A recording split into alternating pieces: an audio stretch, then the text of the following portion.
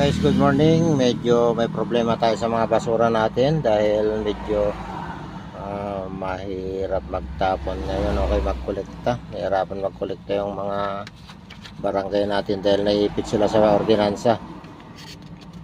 Tutulungan natin silang ma-amend yung problema. Nami-misinterpret nila yung batas. Nadadamay na tayo, tambak na yung basura natin. Lalo ngayon tag-init.